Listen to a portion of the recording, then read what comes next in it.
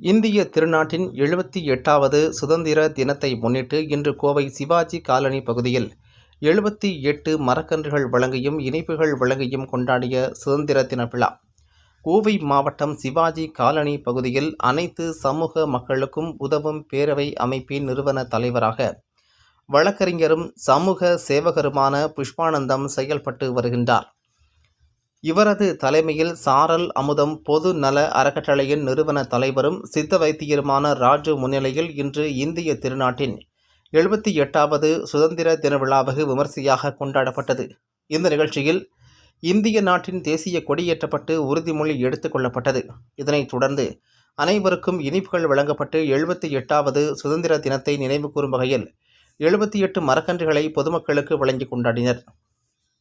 இந்த நிகழ்ச்சியில் வழக்கறிஞர் குமாஸ்தாக்கள் பெரிய குமாஸ்தா தேவராஜ், லட்சுமி, ஜபா, வர்ஷா, வர்ஷினி, மோகன் ராஜா, ஜெயராஜ், லில்லி புஷ்பம், குணசேகரன், மருத்துவர் கோ தமிழ் அழகன், சிஎஸ் சிட் பைனான்ஸ் உரிமையாளர் ஞானையன், ராஜா பேக்கரி உரிமையாளர் கனகராஜ், இந்தியன் வங்கி உமா, பாலகிருஷ்ணன், தொழிலதிபர் முனியசாமி, பழனியப்பன், தமிழக எழுச்சி களம் உலகநாதன், கணுவாய் ஜெயமணி, முன்னாள் கவுன்சிலர் ஜெயக்குமார், உத்தரியமுத்து, மதிமுக மார்ஷல் கோவில்மேடு பாலகிருஷ்ணன், சினிமா இயக்குனர் சண்முகராஜன், கணபதி செல்வம், சந்திரன், அக்ரிபாலு, கலைமகள் அகாடமி இயக்குனர் மகேஸ்வரன், சமூக சேவகர் பாலசுப்ரமணியம், கணேஷ், தேனி மாவட்ட அனைத்து சமூக மக்களுக்கும் உதவும் பேரவை கெங்குவார்பட்டி கிளைத் தலைவர் லட்சுமணன், பொதுத் தலைவர் அழகுமலை, நலவாரியத்தின் செந்தில், தனபால், சமூக ஆர்வலர் சுடலைமுத்து, கணபதி செல்வம் உள்ளிட்ட பலர் கலந்து கொண்டனர் என்பது குறிப்பிடத்தக்கது.